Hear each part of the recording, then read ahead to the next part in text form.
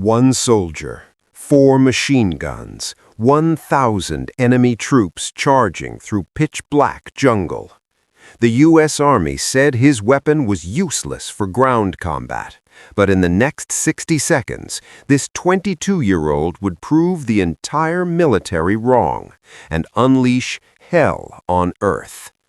This is the classified story of the deadliest Valentine's Day in World War II history. February 14, 1945, the middle of the night in the Philippine Islands. Sergeant Red Miller, barely old enough to drink legally, found himself perched in an exposed metal seat, rain hammering down on his helmet. Beneath him rumbled a 12-ton mechanical beast, the M16 multiple-gun motor carriage, half truck, half tank, completely controversial. This machine was a hybrid nightmare. Civilian truck wheels up front, armored tank treads in the rear. In the absolute darkness of the Philippine rainforest, it resembled a prehistoric monster carved from shadows. But here's the problem. Everyone absolutely despised this vehicle. The infantry soldiers hunkered in muddy foxholes surrounding Miller's position looked at his half-track with pure contempt. They'd given it nicknames dripping with sarcasm: the Dragon Wagon, the Target Magnet, the Death Trap on wheels. Why the hatred? In a war where survival meant becoming invisible, crawling on your stomach through mud and vegetation, Miller's vehicle stood 10 feet tall. It was impossible to camouflage. Every time he fired up that roaring engine, Japanese mortar teams would zero in on the noise like sharks smelling blood. The infantry captain had spent 3 solid days trying to get Miller transferred to the rear lines. His argument was simple and brutal. Anti-aircraft weapons have zero business on the front line. There are no Japanese planes overhead. You're just a tourist with an oversized toy, putting real soldiers in danger. The weapon system Miller operated was called the M45 Quadmount, and even in darkness, it looked like something from a science fiction horror film. 4 massive 50-caliber M2 machine guns mounted in an electrically powered rotating turret. These guns sat in pairs, flanking Miller's armored seat like metallic wings of destruction. On paper, this was precision engineering designed exclusively for tracking and obliterating low-flying enemy aircraft. It featured an electric motor powered by a compact gasoline generator, enabling the turret to spin at 60 degrees per second, lightning fast, dangerously agile, incredibly complex. But complexity in jungle warfare usually spelled disaster. The infantry troops preferred their simple, reliable weapons, water-cooled machine guns and trusty rifles. When they looked at the Quadmount's temperamental batteries and finicky generators, they saw a mechanical nightmare waiting to fail at the worst possible moment. They mocked Miller relentlessly. Planning to shoot down coconuts? They'd laugh. Go back to the airfield where you can sip cold drinks and play soldier. The criticism cut deeper than just the vehicle's size. It was about military doctrine. U.S. Army field manuals were crystal clear. The M16 was an anti-aircraft asset, period. Its designated mission was protecting bridges and supply depots from Japanese Zero fighters. Using it against ground targets was considered ammunition waste. Here's the math that made logistics officers furious. A single 50-caliber round was the size of a marker and cost real money.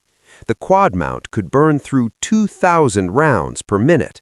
Miller's weapon could consume more ammunition in 30 seconds than an entire infantry company would fire in a week. Plus, the moment those 4 guns opened fire, every Japanese artillery observer within 5 miles would pinpoint his location and rain down explosive death on everyone nearby. So Miller sat there in the pouring rain, feeling the crushing weight of isolation, knowing he was the most unwanted man in the entire combat sector. But here's what the infantry commanders completely failed to understand. Miller wasn't sitting inside a truck. He was sitting inside a robot. The M45 Quadmount was engineering genius decades ahead of its time. Unlike standard infantry machine guns that required pure muscle power to aim, the Quadmount was electrically powered. A small Briggs & Stratton gasoline engine mounted behind the turret drove a generator that charged heavy-duty batteries. These batteries powered two separate electric motors, one controlling horizontal rotation, the other managing vertical elevation. This meant those four massive machine guns, collectively weighing over 300 pounds, felt completely weightless in Miller's hands. He didn't wrestle with the weapon. He simply applied a few pounds of pressure to the control yoke, and the turret responded instantly, like an extension of his own nervous system. The turret could complete a full 360-degree spin in under 6 seconds. It could snap from pointing at the clouds to aiming at ground level faster than a human could turn their head. This was a powered exoskeleton that transformed one soldier into the fastest gunfighter in the Pacific Theater. But speed meant nothing if the bullets missed their targets. That's where Miller's unauthorized modification came into play, the innovation that would save hundreds of lives. Army manuals specified that the four guns should be harmonized, aimed to converge at a single point 600 yards away, perfect for intercepting a Japanese Zero fighter diving at 300 miles per hour. It created an aerial kill zone where all four bullet streams intersected. But Miller wasn't fighting airplanes, he was fighting infantry. At 600 yards in the Philippine jungle, you couldn't see your hand in front of your face. Jungle combat happened at 50 yards, maybe 100 maximum. If he left the guns set to factory specifications, his bullets would fly in parallel lines at close range, missing targets directly in front of him. He needed those four streams to converge right in front of his vehicle. So, earlier that afternoon, while infantry officers mocked him, Miller grabbed a wrench and got to work. He loosened the clamps holding the four M2 machine guns in place. He dragged empty ammunition crates out to a spot exactly 200 yards from his position. He painted a white cross on the center crate. Then he climbed back into the turret and painstakingly adjusted each gun individually, cranking them inward, making the barrels point slightly cross-eyed. He adjusted them until the optical sight, iron sights, and bore of every gun all stared at that single white cross. He created a ground convergence zone. At 200 yards, those four streams of lead would smash together into a single point the size of a basketball. He'd transformed the wide anti-aircraft spray pattern into a concentrated pressure washer of destruction. Miller's final unauthorized upgrade involved the ammunition itself. Standard infantry machine gunners used ball ammunition, solid lead slugs wrapped in copper jackets. Fine for killing soldiers, but they struggled against the dense jungle cover. A mahogany tree trunk could stop a standard .30 caliber bullet completely.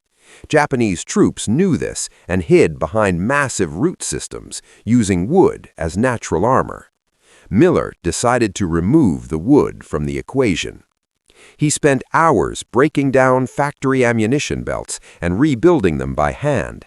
He swapped out standard rounds for armor-piercing incendiary ammunition. These bullets were vicious. Inside the copper jacket sat a penetrator made of tungsten steel, harder than tank armor. The bullet tip contained a capsule of incendiary chemical that ignited on impact. When an API round struck a tree, it didn't just hit the wood, it smashed through the fibers and set them on fire. It transformed hard cover into kindling. Miller mixed these rounds with tracer ammunition, glowing projectiles that would let him see his fire in total darkness. Standard mix was 1 tracer for every 5 bullets. Miller changed it to 1 in 3. He wanted a solid stream of light. He wanted to write his name in the jungle. He loaded the 4 massive ammunition chests bolted to the turret sides and fed the heavy belts into the feed trays. He racked the charging handles on all 4 guns, feeling the heavy springs compress. The weapon was cold, wet, and ready. It was no longer an anti-aircraft battery. It was an electric chainsaw, and Miller was about to pull the cord. As darkness fell, the jungle transformed into a wall of impenetrable blackness. Heavy tropical rain started again, drowning out cricket sounds. The infantrymen in their foxholes pulled ponchos tight and cursed the weather. They couldn't see more than 10 feet. They were blind, soaking wet, and terrified. Then the first probe came. This wasn't the massive bonsai charge, not yet. This was reconnaissance by fire. A Japanese Type 92 heavy machine gun, nicknamed the Woodpecker for its distinctive sound, opened fire from the tree line. The muzzle flash flickered like a demonic strobe light in the darkness, hidden behind a bamboo thicket. Bullets screamed over the Americans' heads, forcing them to press their faces into the mud. The Japanese gunner was testing them, trying to provoke return fire so he could mark American positions. The American infantry machine guns fired back, aiming blindly at the muzzle flash, but the 92 was well protected. The .30 caliber rounds just chewed up bamboo, failing to penetrate the log bunker the Japanese had constructed. The enemy gunner kept firing, walking his rounds closer to the foxholes. He was pinning the entire platoon down, keeping their heads low, while his comrades moved into position for the main assault. The infantry captain screamed for mortar support to target the bunker, but in pitch darkness they couldn't get a fix. The platoon was paralyzed. This was the moment Miller had been waiting for. He didn't ask permission. He didn't wait for orders. He simply kicked the pedal, engaging the turret drive. The electric motor whined, rising in pitch as the massive turret swung violently left. Miller peered through the reflex sight, a glowing red ring floating in darkness. He placed that ring directly over the flickering muzzle flash of the Japanese machine gun. He didn't fire a warning shot. He didn't fire a short burst. He clamped down on the butterfly triggers and held them there. All 4 M2 machine guns erupted simultaneously. The sound was physically painful, a rhythmic hammering that vibrated through the half-track chassis and shook the earth. The muzzle blast from 4 .50 caliber weapons created a shockwave that blew rain sideways. The effect downrange was instantaneous and horrifying. 4 streams of tracer fire, converging perfectly at 200 yards, hit that bamboo thicket like a solid bar of flame. The bamboo didn't just break, it evaporated. The heavy tungsten core bullets smashed through green stalks, through the dirt berm, through the logs of the Japanese bunker. The incendiary tips ignited on impact, creating a shower of sparks that looked like an industrial welding torch cutting steel. The Woodpecker machine gun stopped firing immediately. The bunker itself seemed to disintegrate. Logs shattered into toothpick-sized splinters. The earth around the position boiled as hundreds of rounds slammed into it every second. Miller held the trigger for 3 full seconds. In that time, he put 150 rounds of .50 caliber ammunition into a space the size of a kitchen table. When he released the triggers, the silence that followed was deafening. The Japanese machine gun was gone. The bamboo thicket was gone. In its place was a smoking, glowing crater of chewed-up vegetation and earth. The American infantrymen slowly lifted their heads from the mud. They stared at the devastation, then back at the half-track. They weren't laughing anymore. The captain, who had threatened to shoot Miller earlier, stood up in his foxhole with his mouth hanging open. He'd just watched a vehicle he called a toy delete a fortified bunker in the time it took to take a breath. The target magnet had just become the biggest stick in the valley. But the Japanese were far from discouraged. They'd watched those tracers too. They saw exactly where the fire came from. They realized the Americans possessed a new weapon, something that could slice through their cover like paper. A Japanese commander in the jungle blew a whistle, a sharp trilling sound cutting through the rain. It was the signal for escalation. They couldn't win a firefight against the Quadmount. They had to destroy it. Heavy weapons teams shifted positions.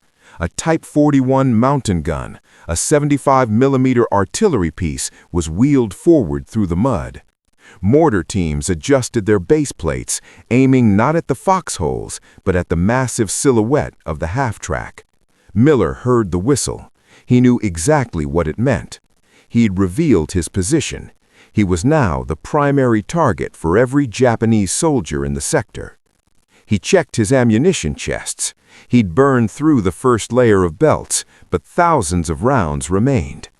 He glanced at the temperature gauges on the guns. The barrels were warm, but not overheated. The air cooling sleeves were doing their job. He reached down and adjusted gas flow on the generator, revving it up to ensure batteries stayed fully charged. He needed maximum power for the traverse motor. The next attack wouldn't come from one direction. It would come from everywhere. The jungle began to wake up. Red flares popped in the sky, drifting down to mark the American perimeter. Japanese mortars opened fire. Shells fell closer this time, walking toward the half-track. Mud and shrapnel deflected off the armored sides of the vehicle. Miller didn't flinch. He sat in his bucket seat, surrounded by a cage of steel mesh, staring into the green hell. He lowered the guns again, dipping the barrels until they were almost horizontal. He wasn't hunting snipers anymore. He was preparing to mow the lawn. Out in the darkness, the banzai chant began. It started low, a murmur of hundreds of voices chanting in unison. Tenno Heika Banzai, long live the emperor. It grew louder, a rising tide of fanaticism. They were psyching themselves up, preparing to die. The infantrymen in foxholes gripped their rifles, knuckles white. They looked at the wall of trees, knowing that behind it was a human wave that wouldn't stop for anything. They looked back at Miller. They weren't looking at him with disgust now. They were looking with hope. They realized the only thing standing between them and massacre was the kid in the bucket seat and his 4 electric guns. The mockery was dead. The innovation was proven. Now the escalation was about to hit the breaking point. The jungle went silent one last time, taking a breath before the scream. Miller spun the turret left, then right, loosening up the gears. He put his thumbs on the butterfly switches. "Come and get it," he whispered. Then the jungle didn't just explode, it seemed to vomit men. The banzai charge wasn't a tactical maneuver in the Western sense. It was a spiritual event, a collective decision by an entire battalion to trade their lives for breakthrough. They poured out of the tree line like water bursting through a dam, a solid, screaming mass of humanity moving with terrifying singular purpose. They weren't running to cover, they were running to kill. The distance between Jungle Edge and American foxholes was 80 yards. A fit man could sprint that in 10 seconds. The American infantrymen had 10 seconds to stop 1,000 men. The riflemen did their job. They fired M1 Garand rifles as fast as they could pull triggers. 8-round clips ejected with metallic pings, and they shoved fresh ones in, burning fingers on hot barrels. The .23 caliber machine gunners clamped triggers down, sweeping fire across the front of the wave. But it wasn't enough. The physics were against them. A standard rifle bullet hits one man and stops. Even if every American shot killed the target, there were simply too many targets. Japanese soldiers in front fell, but their bodies just became stepping stones for men behind them.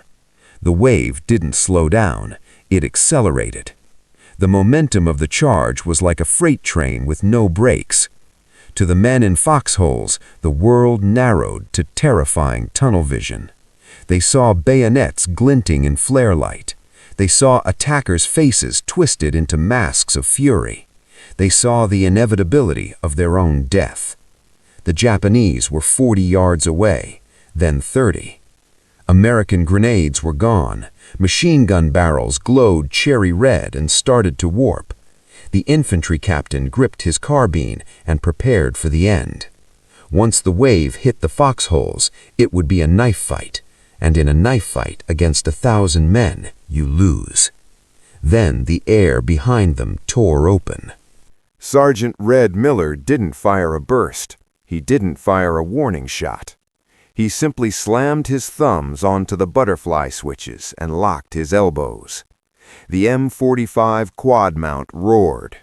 The sound wasn't like a machine gun. It was a continuous tearing noise, like a giant sheet of canvas being ripped apart by a god.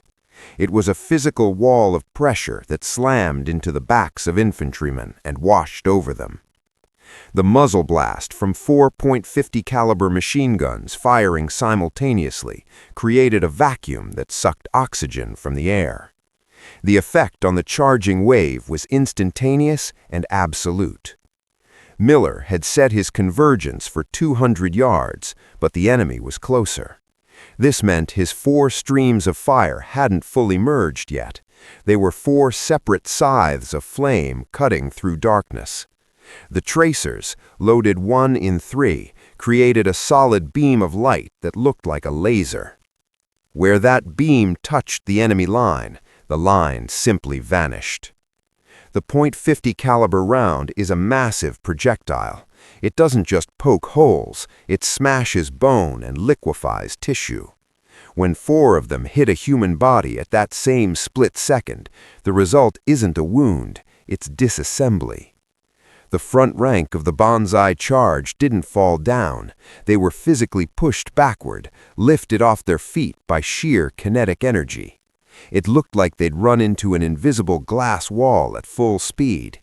The men behind them were hit by shrapnel of their own comrades and by high-velocity armor-piercing rounds that punched through the first target to kill the second and third. Miller swept the turret from left to right. The electric motor emitted a rising tone of aggression. He didn't have to fight recoil. The heavy mount absorbed it all. He just pointed the electric chainsaw and watched the world disappear. The tracer stream hit the center of the charge. It was like watching a fire hose wash away mud. The mass of Japanese infantry, which had looked unstoppable seconds ago, evaporated into pink mist. The meat chopper nickname wasn't metaphor. It was a literal description of what happens when 2,000 heavy-caliber rounds per minute hit a crowd of people. The jungle edge itself began to disintegrate. The armor-piercing incendiary rounds didn't stop when they hit flesh. They continued into the tree line. Tungsten cores smashed through mahogany trunks. Incendiary tips ignited on impact. The trees didn't just catch fire, they exploded into splinters. Massive branches, sheared off by the volume of lead, crashed down onto attacking troops. The brush caught fire, casting a hellish red glow over the killing field. Miller was literally deforesting the landscape in real time. He was cutting the jungle down to ground level, removing the enemy's cover by removing the forest itself. But the Japanese weren't done. The initial wave had been shattered, but heavy weapons teams in the rear were still active. The mountain gun Miller had worried about fired. A 75mm shell screamed out of darkness and exploded 20 yards left of the half-track. The concussion rocked the vehicle, rattling Miller's teeth and spraying mud over his optical sight. Shrapnel deflected off the armored batwing shields protecting his seat. Miller didn't flinch. He didn't try to wipe mud off his sight. He knew where the shot came from. He'd seen the muzzle flash in the trees, a brief yellow flower that bloomed and died. He spun the turret toward it. He didn't need to be precise. He just needed to saturate the grid square. He depressed the gun slightly and unleashed a 5-second burst. 5 seconds sounds long, but in the world of the Quadmount, 5 seconds is 160 rounds of .50 caliber hate. The tracer stream drew a line straight to the hidden artillery piece. Rounds smashed into the gun shield, punched through wheels, shredded the crew. The ammunition stacked near the gun took a hit. A secondary explosion blossomed in the trees, a violent orange fireball that told Miller he'd connected. The mountain gun fell silent. Japanese mortar teams were next. They were trying to walk rounds onto the half-track, sensing it was the anchor of American defense. Miller saw the sparks of launch tubes. He traversed the turret right, motors humming a high-pitched note of aggression. He walked his fire into the mortar pits. Incendiary rounds set camouflage netting ablaze. Heavy slugs churned earth, burying mortars and operators in a landslide of dirt and lead. It was a duel between indirect fire and direct fire. Direct fire was winning. Miller was working in a trance state. Heat from the 4 barrels radiated back at him, washing over his face in waves. The smell of burning gunpowder and ozone was thick in his nose. The vibration of the guns rattled his bones, but his hands were steady on the control yoke. He was playing the turret like an instrument. He swung left to catch a group of stragglers trying to flank the foxholes. He swung right to hammer a sniper trying to climb a tree. He was the eye of the storm, the pivot point around which the entire battle revolved. The infantrymen in foxholes had stopped firing. They realized they were just wasting ammunition. They watched in awe as the stream of tracers swept back and forth, a glowing whip that cracked the air. They saw Japanese soldiers who moments ago had been terrifying warriors throw themselves into mud to escape the scythe. The psychological impact was total. The Banzai spirit relied on the belief that spiritual strength could overcome material superiority. Miller was proving that belief wrong, 2,000 rounds at a time. A second wave tried to form up in the ravine. They were screaming, trying to regain momentum. Miller heard them. He spun the turret 180 degrees, facing the rear. The half-track was open-topped, vulnerable, but the turret could cover every angle. He elevated the gun slightly, aiming for the lip of the ravine. He fired blind, using tracers to guide him. Rounds arched over the edge and plunged into the depression. The screaming changed pitch. It went from war cry to panic. Ricochets bounced around the rocky ravine, creating a kill zone no one could survive. The second wave broke before it could even crest the hill. The barrels were getting hot now. Miller could see them glowing dull red in darkness, even through cooling jackets. Grease on the actions was smoking.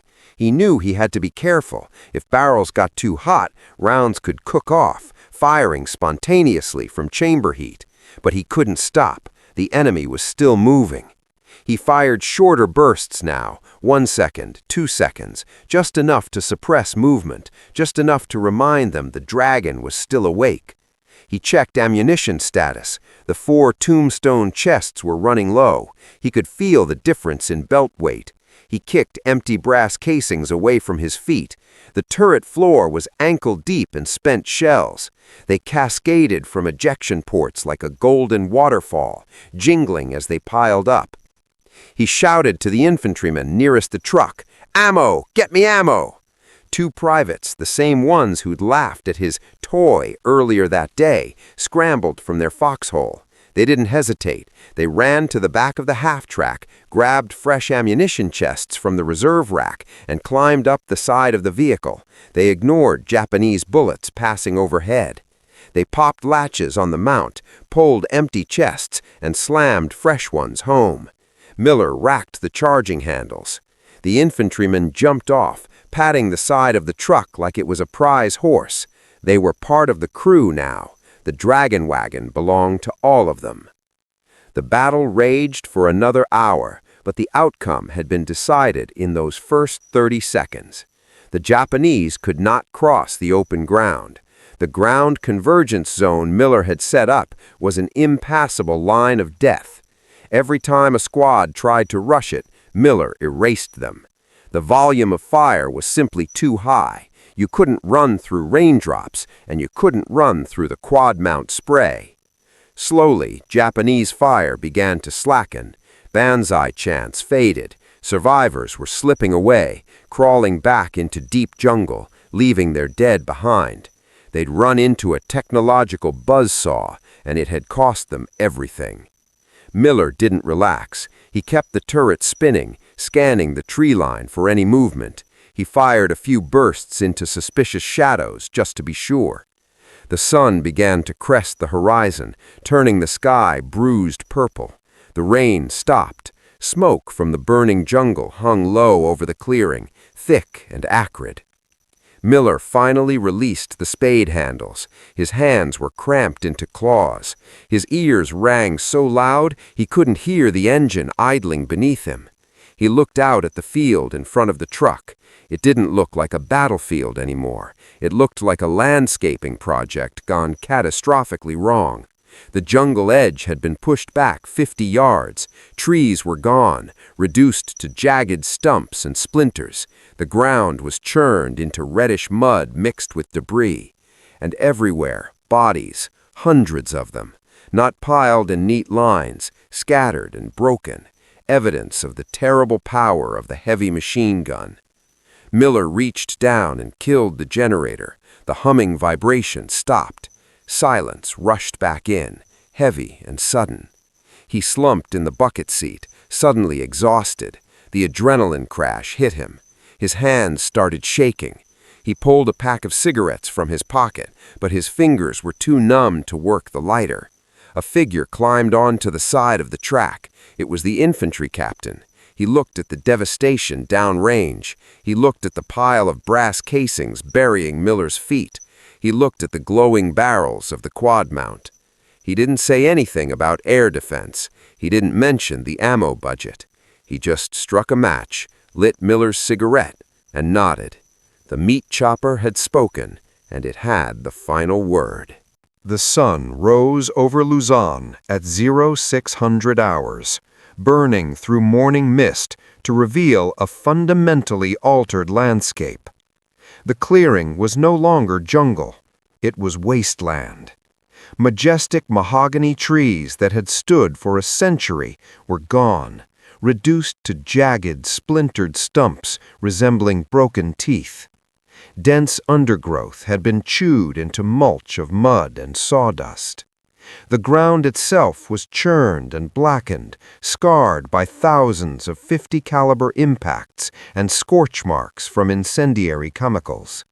It looked less like a battlefield and more like a natural disaster site, as if a fire tornado had touched down and sat in one spot for an hour. The infantry captain climbed into the turret, the same officer who 24 hours earlier had called the vehicle a target magnet and threatened to shoot Miller for giving away their position. He didn't speak at first. He just looked down at the floor. The entire turret bottom was buried in spent brass casings, a drift of golden snow, shin-deep in places. Thousands of empty shells shifted softly as he moved. He looked at empty ammunition chests, scorched paint on gun shields, the pile of burnt-out barrels Miller had swapped during the lull. Then he looked at the tree line, or what was left of it. He saw mounds of enemy dead piled in the convergence zone where Miller had focused fire. He saw the path the banzai charge had taken, a path that ended abruptly at the wall of lead. The captain pulled out a crushed pack of Lucky Strikes.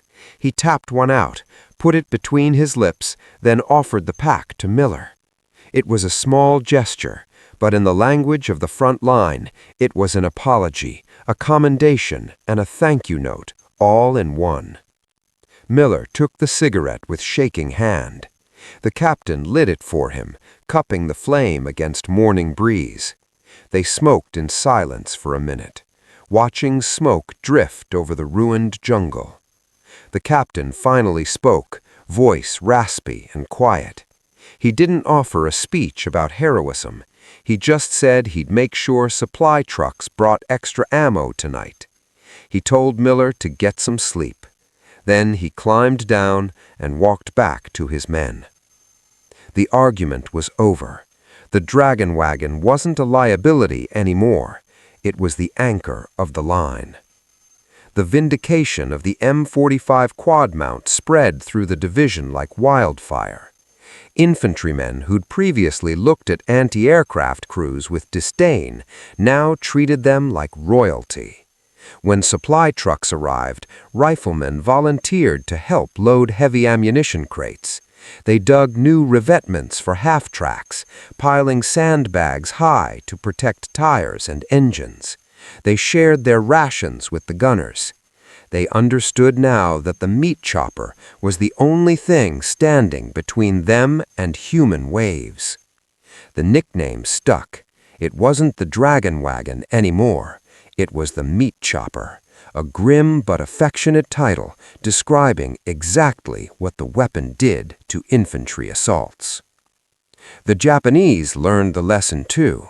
Intelligence reports intercepted later showed Japanese commanders issued orders to avoid sectors defended by the four-headed machine gun.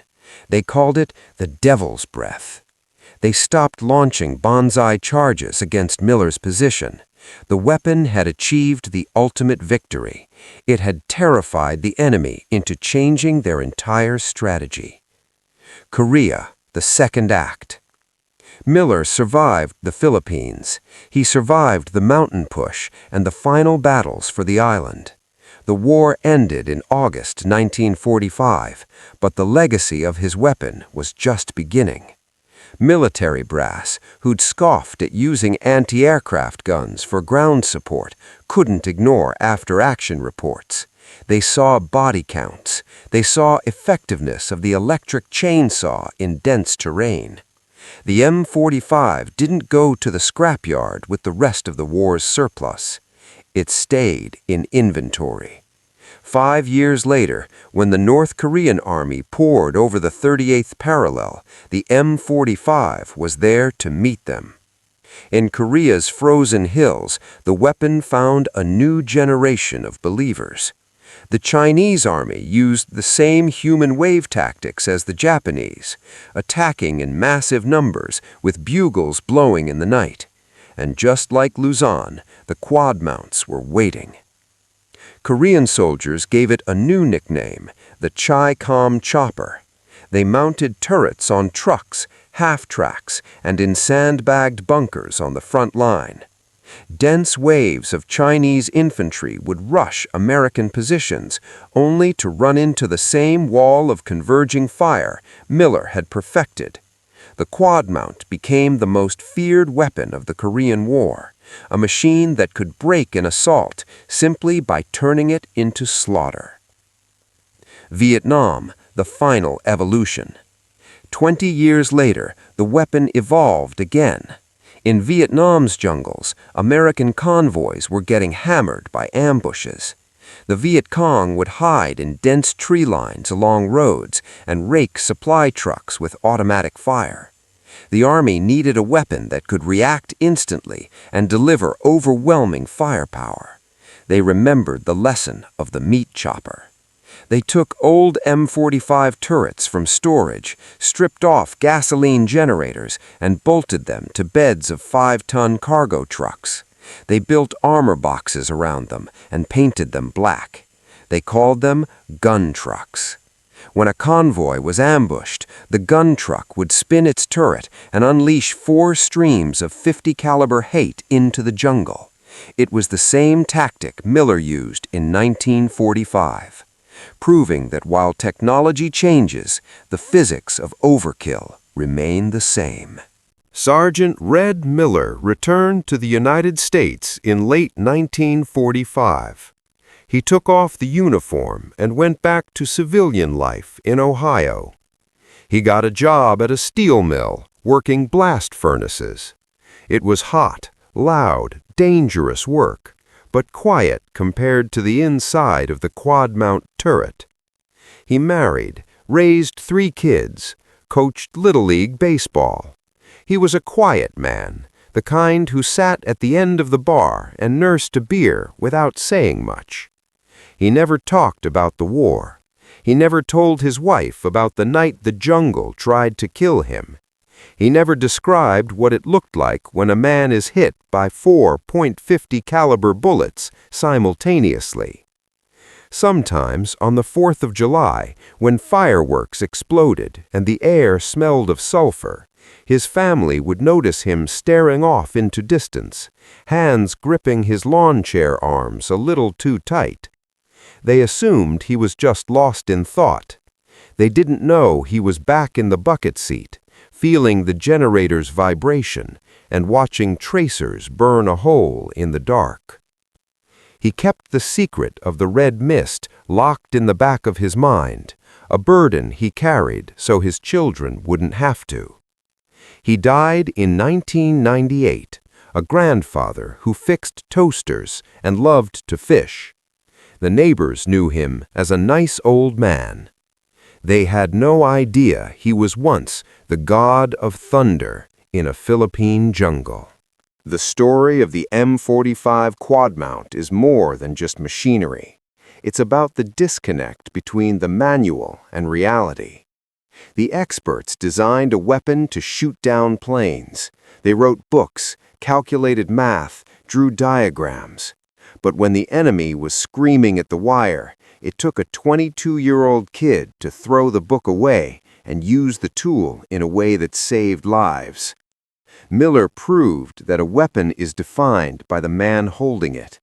He proved that overkill is just a word used by people who've never been overrun. We tell these stories because men like Red Miller don't write memoirs. They don't go on talk shows. They come home, put their medals in a shoebox, and go to work. They fade into the background, content to let history books focus on generals and politicians. But it wasn't generals who stopped the banzai charge on Luzon. It was a mechanic with a wrench and a bad attitude. It was the grind of the turret motor and the mountain of brass casings. If this deep dive into the meat chopper got your heart racing, smash that like button, subscribe and hit notifications so you never miss these forgotten stories of legendary machines and heroes. Drop a comment. Would you have fired the Quadmount or stayed in the foxhole? We read every comment. Thank you for watching. Thank you for remembering. We'll see you in the next foxhole.